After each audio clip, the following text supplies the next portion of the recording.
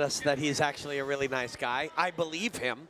It's just hard to imagine right now. The Hulk on the left, he looks like a Hulk.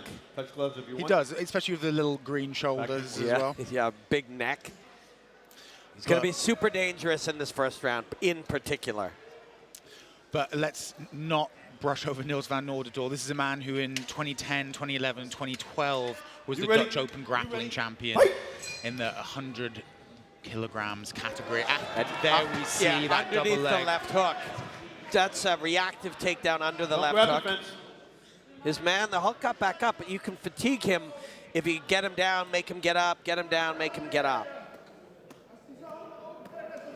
So some shots coming in there, more of an annoyance than damage, Robin. Yeah, although, you know. Well, I would rather not have that happen exactly, exactly.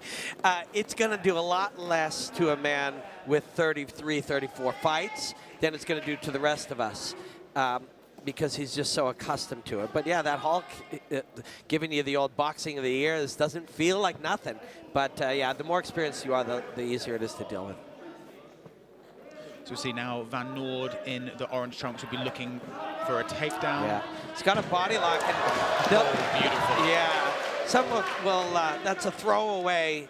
You know, they call it a suicide. There's a lot of names for it, but you basically use yourself and your own momentum to pull him over and then roll with it and end up on top. It's both old school and super modern. And this is the first fight for Van Noord in quite a few years now, 3 to 4 years. So for him, it must be an encouraging experience to be in an element, this grappling fight where he's comfortable and he doesn't have to necessarily stand up. Yeah, if you were having a conversation with him yesterday or a week ago and said you'll be in top half guard, 90 seconds in, with your shoulder underneath his chin, he would have been very pleased with that.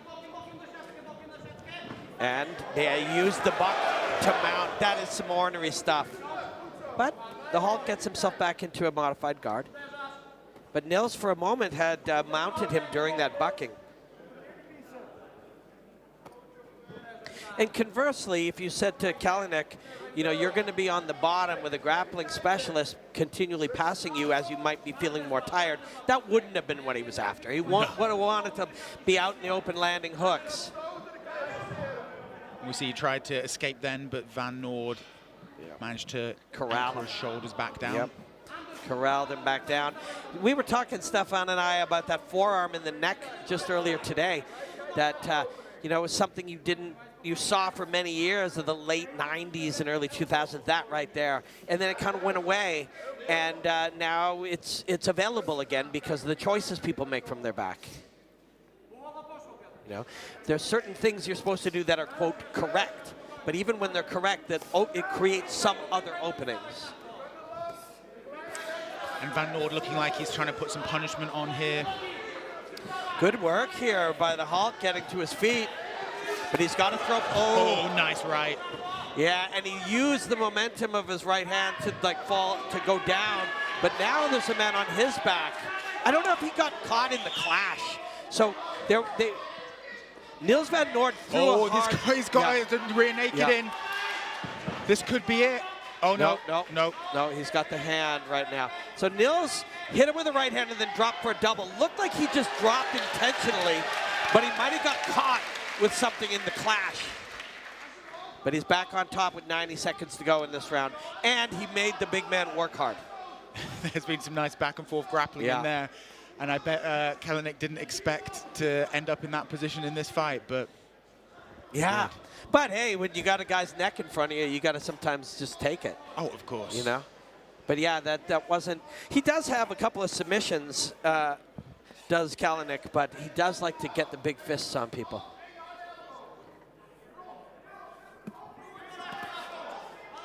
And this is just caveman work right here. It just looks like caveman fighting, right? Caveman doing what he does. Yeah, it is, of course, technical as well, but there's a caveman element to it, no question. Yeah, very little respite now for Kalenik. You can see him taking some deep breaths there, and Van Noord is just pressuring and staying on him, Robin. Yeah, Go fight out of it. Very little respite is exactly what he wants to do. Just stay on him, make him. It's not just to take away the space. Stop. Let's go. But it's also to make him work. But the referee deciding there's not enough action there for his liking. Fight. And standing both fighters up again. And Van Noord, knowing you can't just go for the first takedown, he went for the second. He snuck a knee. That's not a legal knee, what Piotr just snuck in there, but he got away with it. But yeah, Van Noord did throw a few punches, but then jumped to the takedown. And with Coach Struve and Coach Schreiber going in here, they may tell him, look, we need to get him to buy into your punching, into your boxing, into your striking more seriously, or else we may not get these takedowns as easy as we want them. Yeah, precisely. Van Noord landed a takedown very quickly at the start of the first round there, going under a right hook, I think it was, at the beginning. The Kalenik's coach stole my water. we can get you another one, Robin. You're worth it. No, I know. And of course, your fighter, I said that to illustrate like how important it is with your job. If the coach, through whatever reason, doesn't have a bottle of water there at this moment for his fighter, his job is to look and see where he can see one and get to it. This sequence wasn't as bad as it looked, as you can see there. Yeah. But yeah, that coach did his job. If there was no water available to him or someone took his or it fell, get it where you can get it and bring it to him. A close round, even though one would probably give to Van Noord. Yes. And we're moving into the second round now, where historically Kalenik has begun to tire. We see Van Noord shooting there for a takedown and gets stuffed again. And try to punch his way out. And goes right back to it again.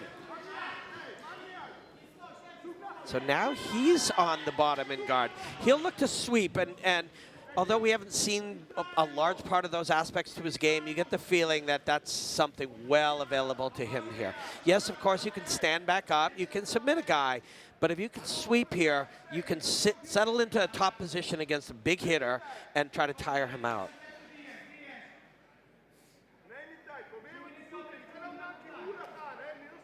And would expect here for Kalenik to try and use some of his stockiness, his low center of gravity to rain down some shots. Yeah, and he was doing exactly that. Just, you know, his torso is shorter than Van Noord. So when he puts himself up, he can hit the chin quite easily. Right there. There's a little pocket and his head is lower. And so what he's trying to do is take his hands and go to the biceps and open the man up. Just take two hands and squish the biceps. You can go inside the armpits as well, and then just squish them and open them. And we saw some nice, as you were mentioning earlier, use of that forearm by Kalenik there. But here's a sweep coming from Van Noord. Yeah. You just got the sense that that would be something he would be playing with here. Now trying the triangle. It's not there yet, but now he got past. And good stuff by Piotr. Yeah, you don't want a man the size of Kalenik necessarily mounting you, which is getting very close to doing. There it is. It's trouble. And there's some big shots. And they're going to keep coming. And he's from this position, you won't get punched. But we saw last round, he turned into his man when he had the back. See if he can do it again. So this is a very strong. Oh, that looks like it's deep. Nice. Now, he's fighting the hand. Yeah, fighting the top hand. Now he's palm to palm, or you know, you can choke there. You can choke him with that position. There it is. A submission victory for Kalenik in the second round against the grappling specialist Van Noord. Excellent work there, Robin, by Kalenik, weathering a pretty violent storm. Yes, and you know, Kalenik, we talked about, he's a hitter, and he is, but this is his 6th submission win. So, you know, he finds a way to get to your back as well. And that's what he did. That was the second time that he got to that position. The first time he didn't quite manage to get it in, and Van Noord managed to escape, but Kalenik just stuck on his back like glue in that final sequence. And it was a body type thing too. Like Piotr Kalenik fights with his body type extremely well.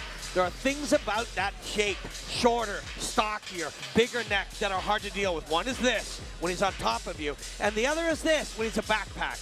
And so he's using his structure extraordinarily well. And that's what your fighting style is built around. It's your decisions, your personality, but also your biology. And this man knows his body well, and he uses it to choke other men unconscious. And he was going to choke Nills van Noord unconscious, and he forced him to tie. There you see the eyes bulging, the head turning purple. Yeah, he got him. And we're going now to the official fight announcement from Tom.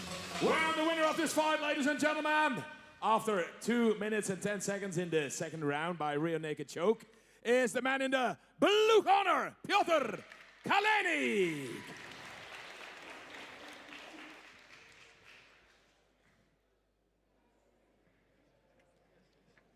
Piotr Kalenik, that's a very skilled grappler, but you have plenty of submissions of your own. When you were grappling, were you learning about him during the, learning kinesthetically during the fight? Yes, I was learning his moves, so that makes that in second round I was smarter and didn't let to escape from the position that I finished him. Yeah, you gained intelligence in the fight. You became smarter as the fight went on. You're a dangerous fighter. We definitely want to see you back here in LFL. Thank you, and also I really want to fight there. It's a pleasure to me. Thank you for the opportunity. Well, thank you, sir. Enjoy the victory. Piotr Kalenik. And strong.